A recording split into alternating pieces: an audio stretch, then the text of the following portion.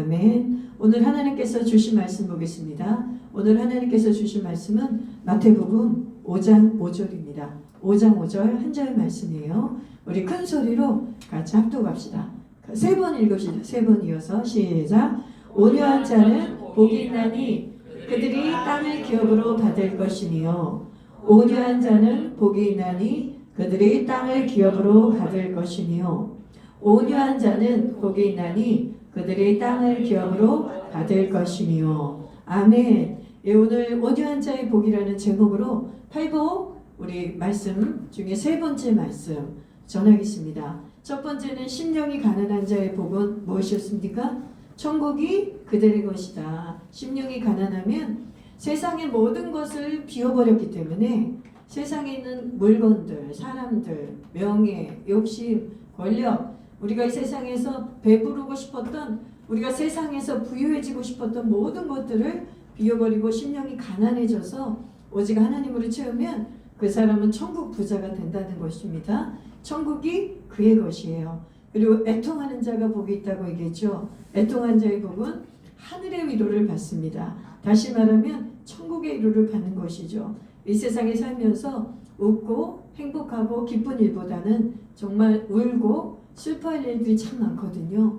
그런데 그 슬픔의 골짜기, 눈물의 골짜기를 지나갈 때 처음에는 자신의 신세가 너무 불쌍해서 자신의 연민의 눈물, 고통의 눈물로 시작했던 애통이 결국은 나의 죄성을 보고 내가 죄인이라는 그 애통으로 변할 때에 말할 수 없는 천국의 위로가 그 사람을 덮게 된다고 했습니다.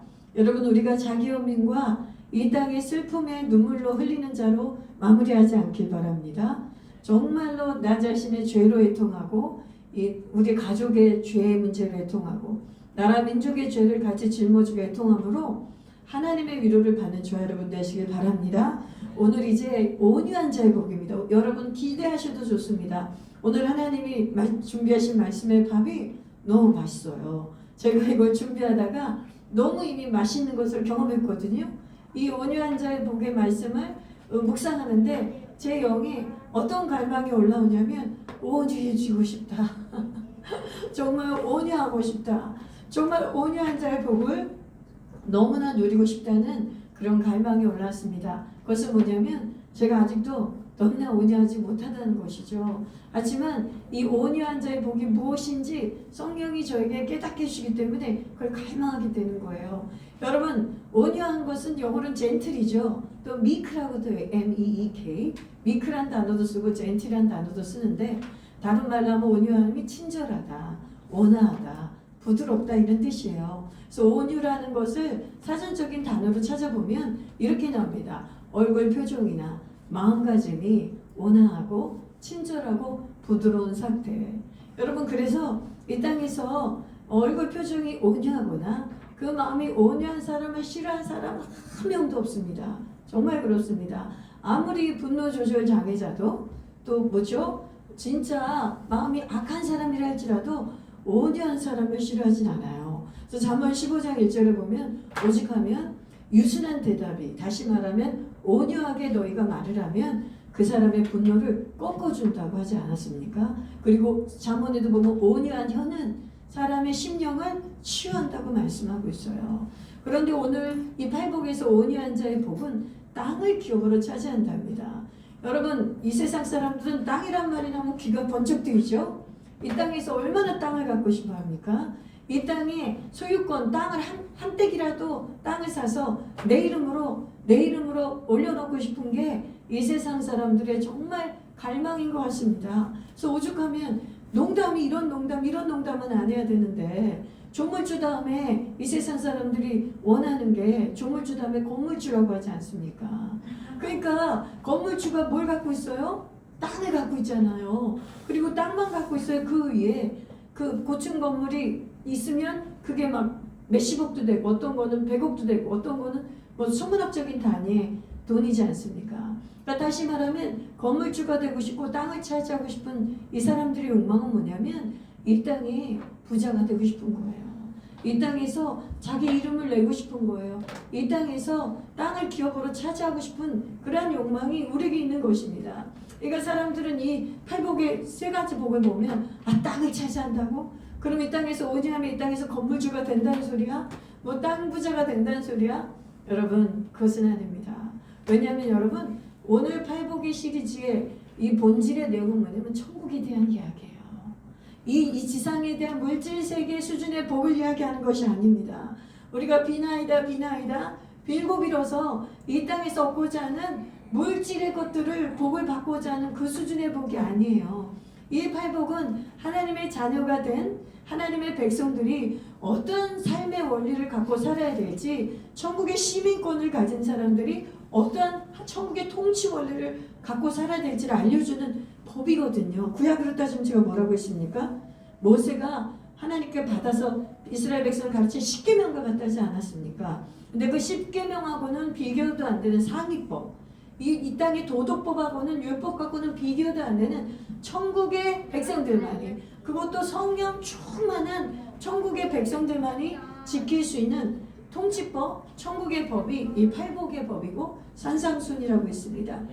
아멘. 여러분, 그래서 하나님이 주고 싶은 온유한 자의 복, 땅을 기업으로 찾는 것은 뭐냐면 이 땅의 땅을 차지하는 것이 아니라 천국의 땅을 차지하는 것입니다. 믿으십니까?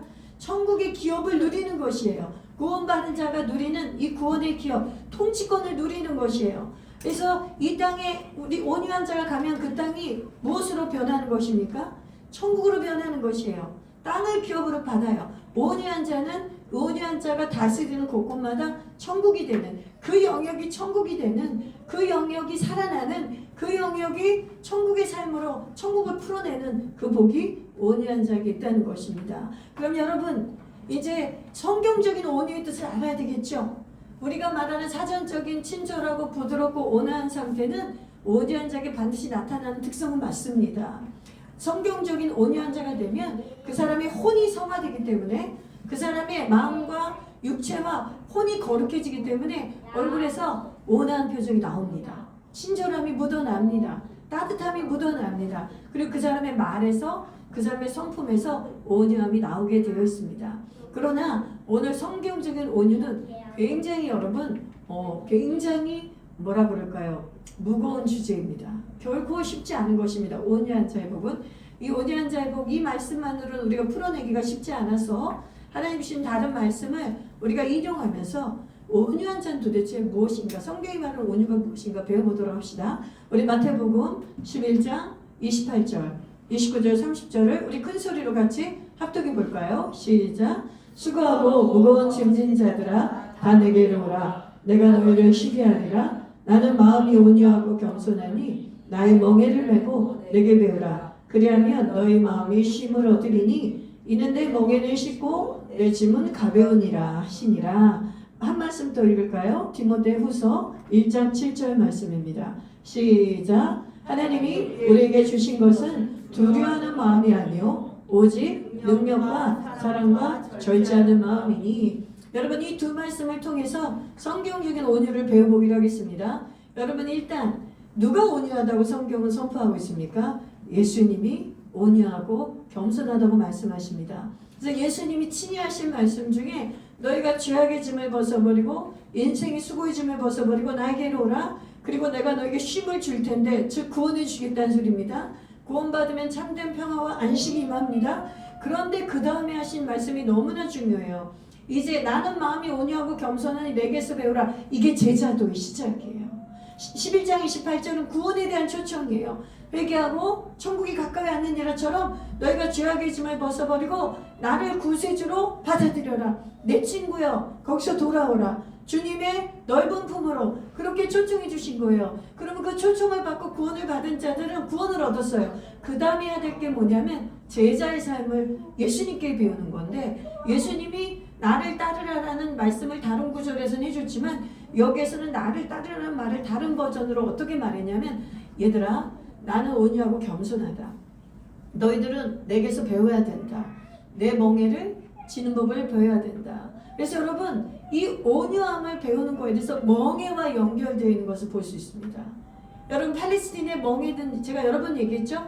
팔레스틴의 멍에지는 것은 혼자 지는 것이 아니라 두 사람이 지지 않죠. 죄송해요. 소가 지는데 쌍을 지어서 큰 소가 집니다. 그런데 애기 소가 어미 소와 한 짝을 이루어서 애기 소가 성년소가 되기 전에 멍에 베는 법을 배워야 되지 않습니까? 그럼 어미 소가 짝을 지어서 같이 묶어 놓습니다. 그럼 아기 소는 어머니가 힘은 다 쓰지만 엄마 소가 힘을 다 쓰지만 엄마와 그 멍에 지는 법을 훈련하다가 결국은 멍에 매는 법을 알게 되는 거예요. 그래서 이 온유라는 단어에 여러분이 생각할 게 멍에를 기억하셔야 됩니다. 뭐냐면 이제는 내 마음대로 사는 삶이 아니에요. 예수님이 내 삶의 왕으로 오시고 성령이 왕으로 오셔서 그 성령이 나를 통치하시고 통제하는 삶을 사는 것이 온유인 것입니다. 그래서 여러분 있잖아요. 그 온유의 어원적인 의미 중에 말을 길들이고 동물을 길들이다라는 어원이 있거든요. 근데 옛날에 중국에 옛날에 그 중국의 어떤 정확히 이름 생각은 안 나는데 적토마, 우리가 적토마도 많이 들어봤죠. 그 주인의 말을 정말 잘 듣고 조련된 말, 명말을 적토마라고 합니다. 근데 그 적토마라는 단어가 유래된 어떤 중국의 어떤 그 스토리가 있었는데 거기에 어떤 이야기가 있냐면 이 적토마가 되기 위해서는 이제 주인이 말을 훈련시키지 않습니까? 조련하지 않습니까? 통제하지 않겠습니까? 일어서라면 일어서고 앉으라면 앉고 달리라면 달리고 먹으라면 먹고 먹지 말라면 먹지 마는데 이 적토마가 되는 마지막 그 관문이 뭐냐면 이 말을 일주일을 굶긴답니다. 예, 우리 백범 형제님 오늘도 도와줄 거죠? 목사님 예배하는 같이 도와줄 거니까 입을 다물고 미소만 온유하게 짓고 계세요. 그러면서 말씀을 들으면 됩니다. 아멘. 네, 그래서 보면 이 적토마의 마지막 단계가 일주일을 굶주렸어요. 물도 못 먹었어요. 그런 다음에 이제 얼마나 목마르고 배고프겠습니까? 그 말을 우리에서 풀어놓습니다. 그러면 저 밑에 이제 건초와 먹을 양식과 물이 풍부해요.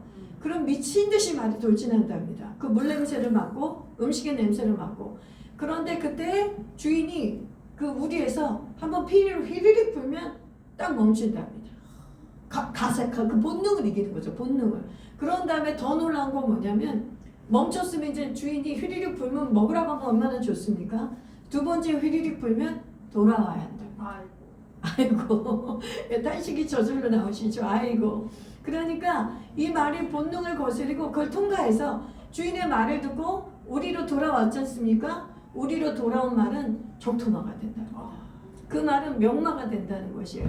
근데 그 마지막 관문을 통과하지 못한 말은 적토마라는 이름을 가질 수가 없었다는 것이죠. 여러분, 이 온유함이 바로 그것을 의미하는 것입니다. 여러분, 이 절제와 연관이 돼서요. 오늘 사도 바울이 디모데에게 말을 조련하듯이 사도 바울은 디모데를 영적 아들로 또 예수님의 제자를 훈련하지 않았습니까? 그러면서 세 개의 그 캐릭터를 얘기해주고 있어요. 디모데야, 하나님이 너에게 주신 것이 있다. 그것은 뭐냐면 사랑과 사랑을 주셨다. 너에게 사랑할 힘을 주셨다. 사랑의 기름 부음을 주셨다. 그 다음에 하나님은 너에게 능력을 주셨다. 성령의 권능을 의미하는 거죠. 네 힘으로 목사를 할 수 없다. 네 힘으로 감독을 할 수 없다. 그리고 하나님이 너에게 절제를 주셨다. 절제하는 마음을 주셨다.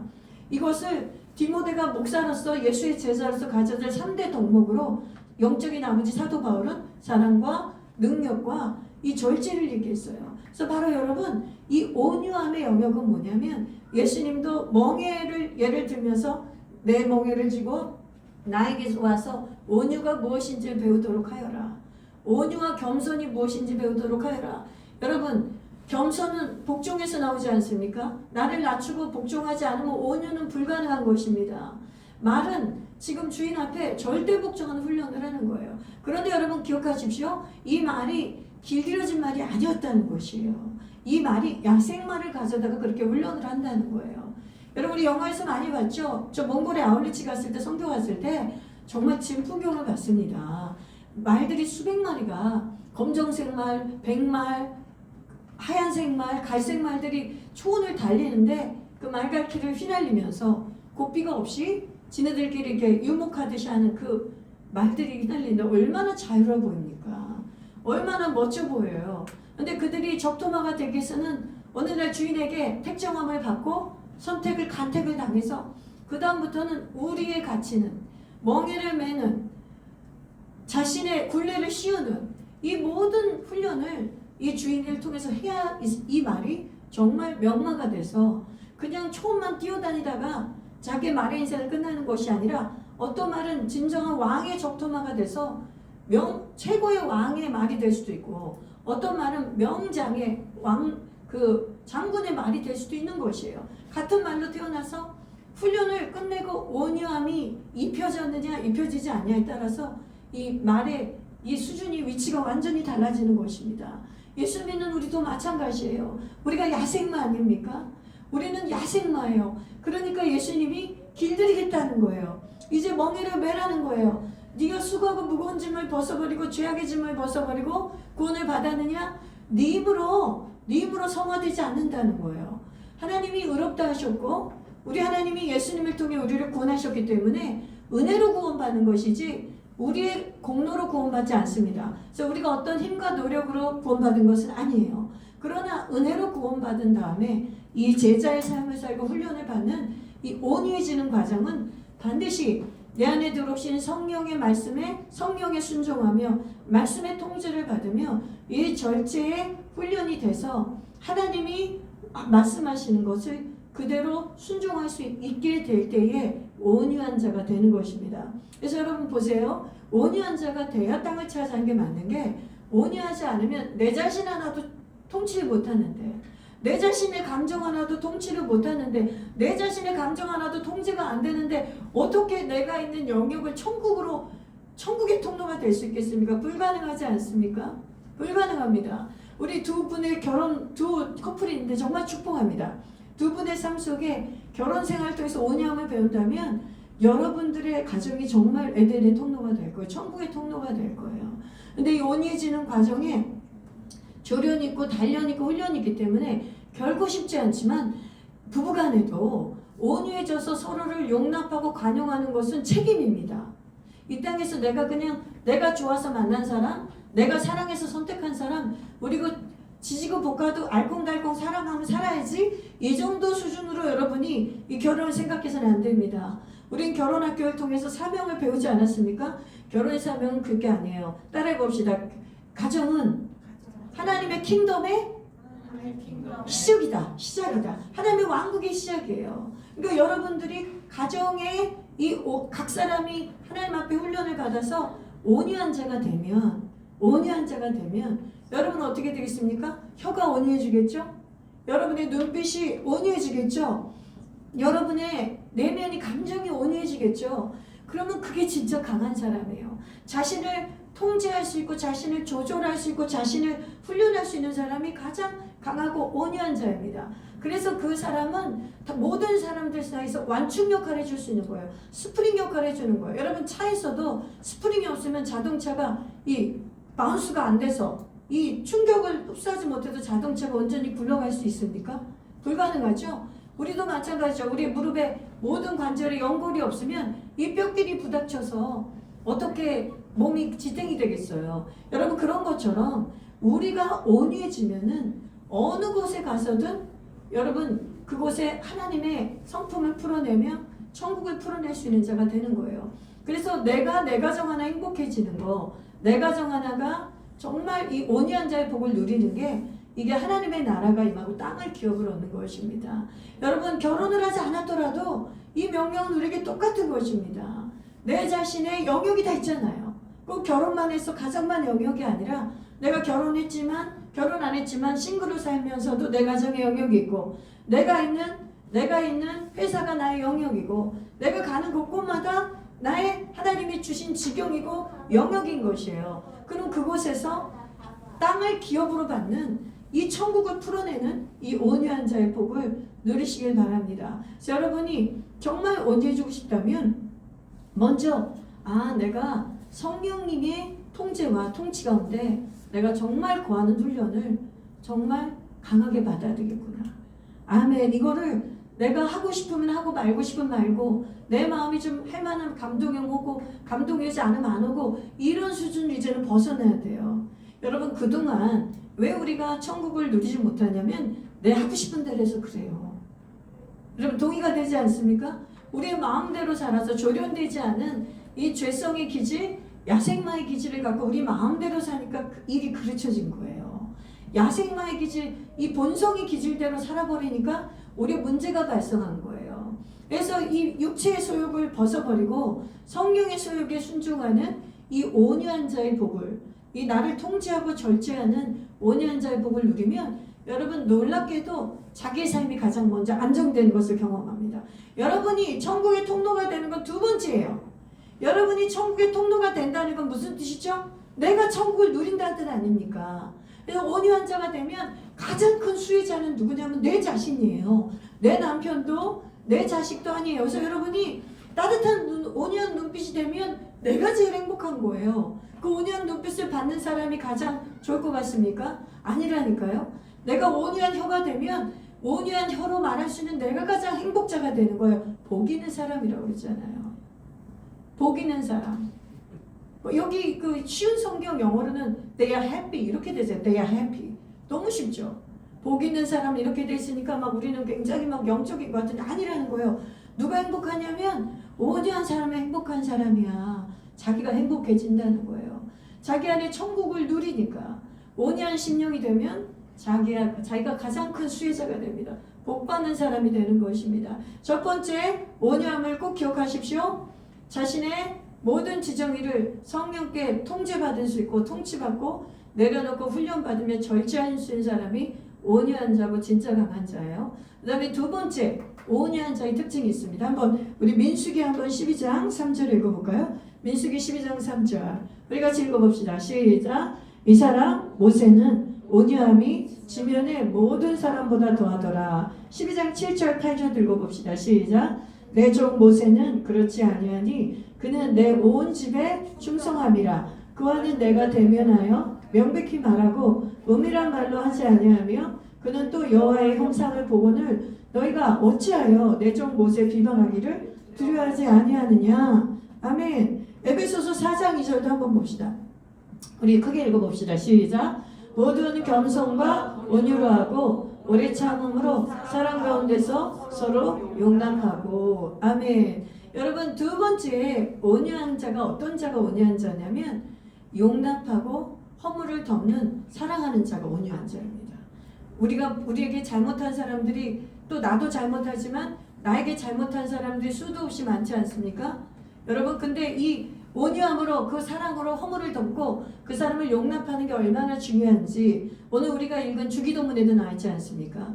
우리에게 죄 지은 자를 우리가 용서해 준 것 같이 우리가 우리에게 잘못한 자를 용서해 준 것 같이 우리의 잘못을 용서해 주십시오.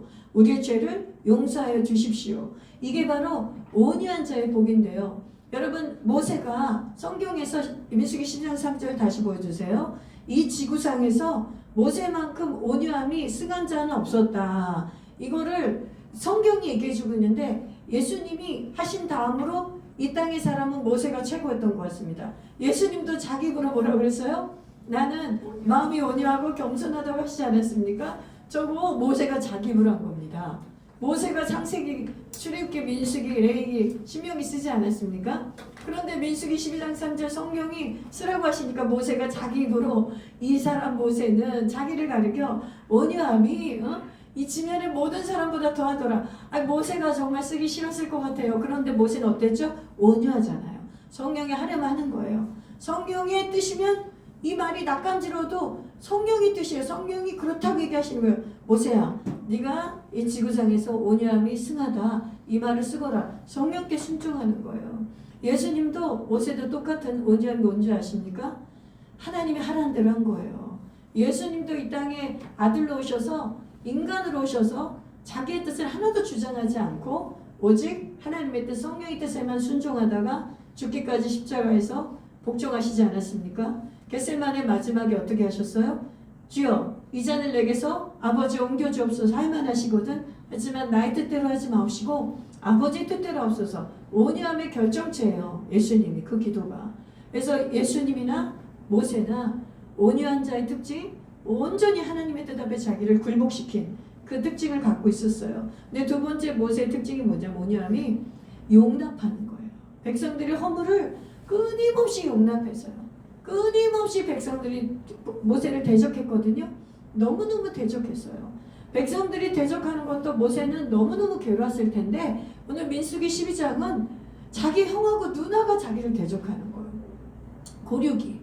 그러니까 모세가 동생이에요. 그러니까 아론과 미리암 입장에서는 혈육으로 봤을 때는 동생이지만 영적 지도자로 봤을 때는 모세가 지도자이기 때문에 모세 앞에 하나님이 말씀하신 것처럼 순종했었습니다. 그런데 아론과 미리암의 마음에 교만이 들어갔어요. 온유하지 않은 거예요. 겸손하지 않은 거예요. 교만이 들어가서 뭐냐면 모세가 시포라가 죽었다는 성경의 내용은 나오지 않지만 모세가 어쨌든 두 번째 부인을 얻습니다. 구스 여인을 두 번째 여인으로 자기 아내를 취하는 사건이 나와요. 그런데 하나님도 아무 말씀 안 하시고 모세의 선택을 존중해 주셨는데 이 미리암하고 누구죠? 이제 아론에게는 판단하는 마음이 올라온 거예요. 정죄한 마음이 올라온 거예요. 왜냐하면 그 율법에 이방 여인과 통혼하지 말라 그랬거든요. 그 구스 여주도 이방 여자 아닙니까? 근데 이방 여자가 어쨌든 이 모세가 아내로 맞이한가 보면 모세가 이 구스 여인을 너무 아리따게 봤거나 또 굉장히 사랑했거나 또 구스 여인이 이미 하나님을 믿는 여자를 분명히 개종했을 거라고 믿어져요. 왜냐하면 이방인들 중에 많은 작족이 따라왔거든요. 출애굽 당시에 이스라엘 백성만 출애굽한 게 아니라 하나님을 같이 이스라엘 백성과 경외하기로 결단하며 유월절을 같이 지키면서 하나님을 따라 이 백성을 따라온 그런 이방 족속들이 있단 말이에요. 그러니까 이 구스 여자도 그 여자 중에 하나였겠죠. 하나님을 경외한 여자죠. 하지만 어쨌든 이방 여자죠. 그러니 이들 안에는 뭔가가 마음이 불편했던 모양이에요. 추측하건대. 그러니까 모세와 아론이 모세가 아니죠. 미리암과 아론이 대적하기 시작합니다. 모세만 하나님하고 이야기하냐? 우리도 선지자다. 우리 하나님께서 우리에게도 말씀하신다. 이렇게 모세를 대적하기 시작했어요. 근데 세상에 하나님이 얼마나 그것을 노하셨던지 내 종 모세를 비방하느냐? 네가 어찌해서 내 종 모세를 정죄하느냐? 이 맥락 안에서 하나님이 모세한테 이 글을 쓰게 한 거예요. 모세는 이 지면에서 온유함이 제일 승한 자다. 그러면서 너희하고는 비교가 안 된다. 너희에게도 내가 나타나서 내가 계시를 주고 선자로서 미리 알려주고 들려주지만은 모세와 같이 내가 너희를 대면해서 얘기했더냐? 모세와 내가 갖고 있는 친밀함은 너희는 범접할 수 없다. 그러면서 하나님은 미리암에게 불가같이 하려면서 미리암이 그 즉시 문둥병이 발해버렸어요. 문둥병이 발하는 사건이 있었어요. 그런데 모세가 얼마나 온유한 자냐면 이 형과 이 누나가 자기를 이렇게 대적해도 이들을 대적하지 않습니다. 이들은 허물을 덮어줘요. 이들을 사랑으로 덮어줘요. 아론이 막 두려워 떨면서 달달 떨면서 모세에게 부탁합니다. 우리가 잘못했다고. 빨리 모세가 기도하면 하나님이 응답하신 것을 아론이 알기 때문에 빨리 이 미리암을 위해서 기도해 달라고. 그래서 이 문둥병에서 벗어나게 달라고 간청을 합니다. 그 즉시 어떻게 했습니까? 모세가 기도했잖아요. 모세가 그걸 형식으로 기도했겠어요? 얼마나 사랑으로 이 미리암을 용서해 주시길 구하면서 그 허물을 이미 용납하고 덮으면서 기도했겠습니까? 온유함으로 승한 자가 맞아요. 그것뿐만 아니라 온 백성들이 그렇게 자기를 원망하고 대적할 때 하나님을 원망했을 때 하나님이 이스라엘 백성을 다 멸하시겠다고 했죠. 그런데 모세가 어떤 기도까지 한 사람이에요? 나를 죽여달라고. 차라리 그냥 죽여달라는 것도 아니에요. 너무 무시무시한 기도 있어요. 나를 죽여주시면 육신은 죽지만 천국에 갈 수 있잖아요. 그게 아니라 딜을 해도 너무 무섭게 딜하는 거예요. 생명체에서 지어달라는 거예요. 생명체에서 지어달라는 기도를 한 사람은 성경에 모세와 사도 바울밖에 없습니다. 다른 선지자들은 너무 힘들면 나를 죽여달라고 했어요. 즉시 내 목숨을 걷어가달라고 기도한 선지자들은 있어요. 그러나 모세와 바울은 그게 아니라 내가 생명책에서 나를 지워주면, 그럼 다시 말하면 영원토록 내가 지옥 형벌을 받는 한이 있더라도 이 백성을 멸하지 말아달라고 기도한 거예요. 그러니 하나님이 모세에게, 이 모세는 이 지구상에서 온유함이 가장 승한 자라고 말할 만하지 않습니까? 구약의 대표로 모세, 그 다음에 신약의 대표로 바울이 이런 기도는 할 수가 없습니다. 이건 바로 예수님이 하신 기도랑 똑같아요. 예수님이 지옥에 잠시 다녀오신 거 아닙니까? 우리 대신 지옥의 형벌을 받으셨지 않습니까? 하나님의 버림당하시면 잠깐 당하지 않으셨습니까? 3일 동안 무덤에 계시면서 우리 예수님은 지옥의 그 형벌을 이미 받으시지 않았습니까? 이 모든 인류가 받아야 될 지옥의 대가를 이미 받으신 분 예수님이에요. 그러니 예수님이 나는 온유하고 겸손하다는 말씀이 너무나 마땅하지 않습니까? 그러니 누구에게 우리가 온유함을 배우겠습니까? 누구에게 우리가 겸손을 배우겠어요? 아무도 없어요. 그래서 우리가 이 땅에 사는 동안 저와 여러분이 온유해지고 싶다면 예수님께 배워야 돼요. 예수님 가르쳐 주세요. 모세도 바울도 예수님께 배운 거예요. 여러분, 예수님이 신약에만 나타난 분이십니까? 아닙니다. 예수님은 삼위일체 하나님으로서 창세기 1장 1절, 2절, 3절 천지를 창조하실 때부터 창세전부터 계셨던 하나님이시지 않습니까? 말씀 그 자체시잖아요. 그분에게 우리 사도 바울과 이 모세도 온유함이 무엇인지 겸손이 무엇인지를 배운 거예요. 여러분, 이 세상에 예수님을 믿는 사람들도 예수님의 음성에 귀를 기울이지 않아요. 예수님이 나는 온유하고 겸손하다고 했잖아요. 그래서 내게서 배우라고 했잖아요. 그럼 우리는 이 세상의 어떤 소리보다 그 소리 귀를 기울여야 돼요. 아, 배우라고 하셨구나. 그러면 가르쳐 주시겠다는 뜻이구나. 가르쳐 주신다는 거구나. 그런데 주님의 이 위대한 창조자의 음성을 우리는 무시해요. 그래서 우리는 온유함으로 가는 복을 놓치고 말아요. 여러분, 온유하고 한 쌍은 겸손이에요. 내가 하고 싶은 대로 하는 게 아니에요. 하나님, 내가 하고 싶은 게 있지만 하나님 저 좀 가르쳐 주세요. 제 마음대로 했다가 인생이 이렇게 됐어요, 주님. 제가 그냥 원하는 대로 살았던 인생이 이렇게 되었어요, 주님. 최근에 제가 허봉랑 선교사님 저 동영상 많이 떠올려 드렸죠. 그분 말씀 들으면서 제가 얼마나 회개하고 지금 은혜가 많이 임하고 있는데, 그분이 말씀은 되게 거칠어요. 하지만 저는 그게 하나도 거슬이 들리지 않습니다. 그분이 깨우쳐주고 야단쳐주는 말씀이 얼마나 제 마음에 막 시원하든지 제 영이 막 시원해요. 그래, 마땅히 드려야 돼. 맞았다. 여러분, 애들도 실컷 잘못해놓고 엄마 아빠한테 야단 맞는 게 속이 차라리 시원해요. 애들이 지가 잘못한 거 알고 있거든요. 근데 엄마 아빠가 요리조리 말을 피하고 자기를 야단도 안 치고 눈을 피하고 그러면 더 무서워요. 도대체 저분들이 나에게 뭘 예배하고 있길래 차라리 매한대를 빨리 맞고 야단을 맞고 일이 빨리 종결되는 게 낫지 않습니까? 이해하시는 분이 있을 거예요. 그런데 맞습니다. 마치 그런 심령 같아요. 내가 들어야 되는 말을 들었구나. 내가 들어야 되는 말을 들었구나. 근데 그분이 하시는 말 중에 이런 말이 있어요. 좀 용서하고 들으세요. 그분이 하신 말을 해준 거예요. 근데 저는 그 말을 듣는데 그렇게 그냥 은혜가 돼요. 여러분, 꼴값 떨지 말라고. 꼴값 떨지 말라고. 꼴값이 장성하면 육값이 된다고. 꼴값이 이거 무르익으면 육값이 된다고. 그래서 우리가 그 할머니 말씀이에요. 할머니 전도자 말씀.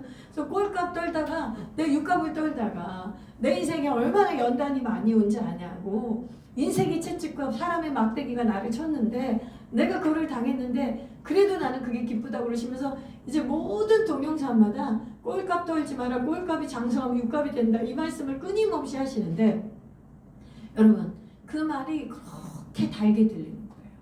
주님께 달게 들리는 거예요. 주님, 용서하십시오. 주님, 제가 맞다고 생각하는 게 얼마나 꼴값을 떤 게 많은지 용서해 주세요. 제가 일본 아울렛집 갔다서 3일 금식을 한 다음에 주님은 저에게 무슨 대단한 비전을 또 주시고 놀라운 역사를 감동을 주실까 막 기대하고 있었어요. 그랬더니 3일 금식 내내도 했지만 금식 이후에 주시는 게 뭔지 아세요? 회개하라. 저에게 하신 말씀. 회개하라. 회개하라. 네 마음 가지고 배워라. 네가 땅이 너무 기경돼 있다. 네 마음이 너무 단단해져 있다. 저를 가장 많이 회개시킨 게 뭐냐면, 일주일 내내 이번 주 회개했는데 뭐냐면 교만이에요. 교만. 저희 교만. 그리고 제가 어느 정도 됐다고 생각하는 그 교만, 나의 의에 대해서 그렇게 회개를 시키셨어요. 너무너무 많이 울면서 회개했는데 그 죄악을 보게 한 게 얼마나 감사한지. 그리고 제일 큰 죄가 뭐냐면 기도한다고 깝죽거린 거. 이렇게 또 말해서 미안한데 할머니 영향이 있는지 나도 말이 험하게 나오는데, 내가 기도한다고 하나님 앞에 그렇게 깝죽거렸던 그런 걸 그렇게 얘기하는 거예요. 그게 뭐냐면 교만한 거죠. 기도하면서 하나님 이러는 거예요. 기도하는 게 대수냐?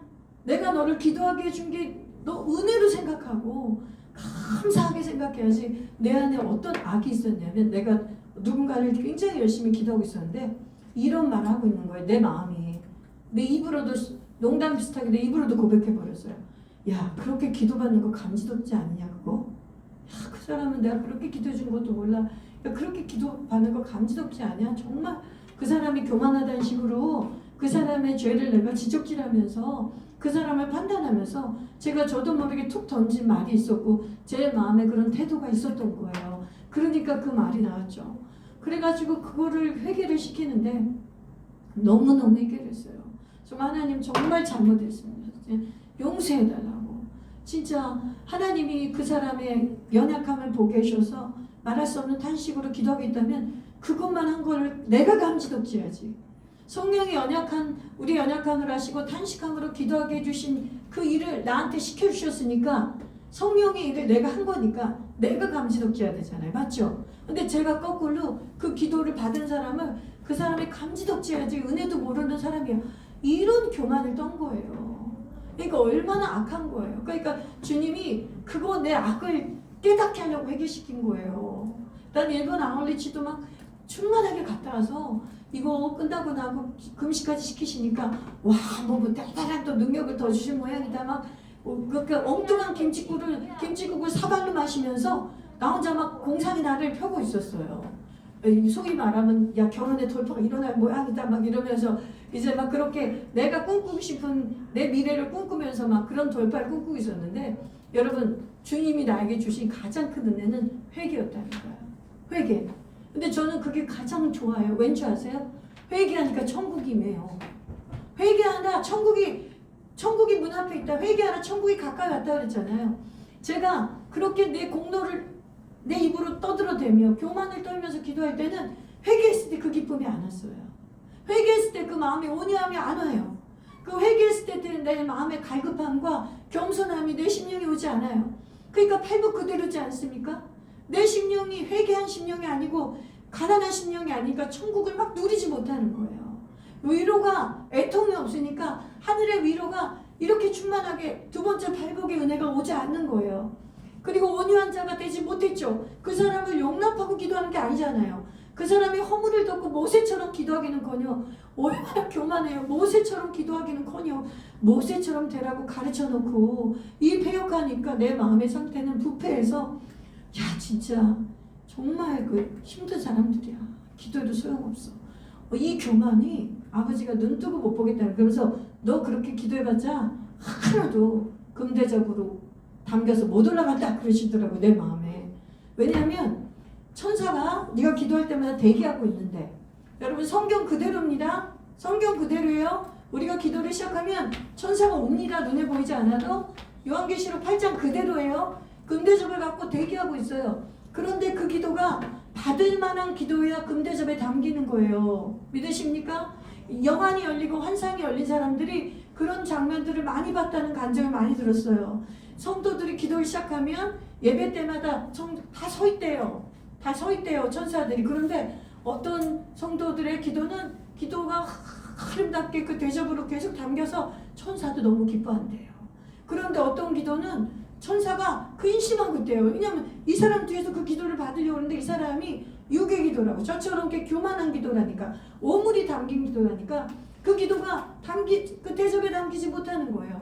그러니까 이 천사가 굉장히 슬픈 기색을 하고 서 있다는 거예요. 그리고 더 끔찍한 사람도 있어요. 기도가 아예 마귀가 와서 흑암의 세력이 와서 시커먼 정체 들어서 입에서 그 사람 입에서 나오자마자 기도를 다 빼앗아가는. 여러분 이건 영적인 실제입니다. 하나님의 은사를 받은 사람들 영안이 열려서 보고 실제로 있는 일이에요. 근데 우리는 그것이 안 보여도 아무 상관이 없어요. 왜냐하면 믿어요. 기록된 말씀이 요한이 환상을 받고 영안이 열려서 봤잖아요. 그리고 성경에 기록되었잖아요. 여러분 다른 사람들의 환상은 안 믿어도 좋습니다. 여러분이 믿음이 안 가면 안 믿어도 좋아요. 그러나 성경에서 나온 환상은 다 믿으십시오. 성경에 기록된 이 환상은 우리가 이미 눈으로 읽으면서 이 환상을 보는 거예요. 여러분이 환상을 보는 것보다 더 실제적이에요. 성경이 기록됐어요. 이거는 미혹이 담기지 않은 거예요. 어떤 오류가 담기지 않은 환상을 하나님이 주신 계시를 직접 성경에 기록해 줬기 때문에 여러분들이 환상 못 본다고 전혀 근심할 것도 없어요. 근데 제가 오늘 강조하고 싶은 건 뭐냐면 우리가 예배가 시작될 때 우리의 기도를 받기 위해서 천사가 온다는 것이죠. 근데 성령님이 나를 그렇게 회개를 시키면서 너가 그렇게 힘을 들여 기도했니? 그렇게 힘을 들여 기도했어? 그 기도 내가 받을 수가 없어. 왜냐하면 네가 그 기도에 오물을 담아서 그러니까 천사가 얼마나 슬퍼하겠어요.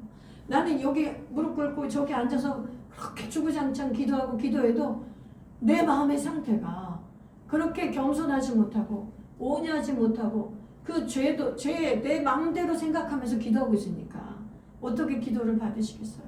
그래서 정말 하나님 잘못했습니다. 용서해 주세요. 정말 제가 이 방언이고 뭐고 천사의 말을 하면 뭐합니까? 기도를 유창하게 하면 뭐합니까? 제가 한마디를 기도해드려도 온유한 자로 기도하게 하세요. 겸손한 자로 기도하게 하세요. 정말 그 사람의 허물을 용납하고 사랑함으로 기도해야지 정죄하고 비난하고 판단하는 그 악한 마음으로 기도했다는 것이 내 자신이 막 소스라치게 놀라고 소름이 끼치는 거예요. 여러분 오늘 제가 이 고백을 꼭 하고 싶었어요. 왜냐하면 제가 이렇게 죄인이라는 거를 하나님도 아시지만은 목사도 소용없다는 거, 아무리 말씀을 잘 가르쳐도 우리 안에 이 부패한 본성은 매일 예수님께 배우지 않으면, 온유하고 겸손하신 예수님께 그 성령님을 통해 이 말씀을 통해 매일 배우지 않으면 꼼짝없이 이렇게 마귀에게 당하고 내 죄의 육성에 당할 수밖에 없다는 것이에요. 그래도 이 회개하고 너무 기쁘고 감사한 건 뭐냐면 너무 좋은 거예요. 이게 내가 제일 누리고 싶어하는 행복이지. 이게 천국의 시민의 삶이지. 이게 하나님의 딸의 삶이지. 이게 내가 원했던 삶이지. 너무 행복한 거예요. 그래서 여러분에게 오늘 이 온유한 자의 복을 나누기를 기대하면서 우리 온유해지자고, 이거 배우자고, 우리 예수님께 이거 더 배우자고, 우리 마음을 겸손하게 해서 이 온유한 자의 복을 우리가 갖기를 정말 예수님께 온유하게 해달라고 배우자고 이 말씀을 너무 나누고 싶었어요. 여러분 기대가 되십니까? 여러분 우리 온유한 자가 됩시다. 그래서 이 땅을 기업으로 누린 자가 됩시다. 이 팔복 강해가 앞으로도 계속 은혜를 부어주실 건데 여러분들 안에 이 팔복의 은혜가 임하길 원합니다. 여러분 혹시 졸았거나 잠깐 졸을 수도 있어요. 얼마나 피곤하면 그러겠어요. 놓친 게 있다면 유튜브를 다시 꼭 들으세요. 그래서 여러분 마음 안에 팔복 강해를 또다시 듣고 또 듣고 이 팔복의 은혜가 나한테 새겨져서 이 은혜를 충만히 누리는 저 여러분 되시기를 예수님의 이름으로 축복합니다. 아멘.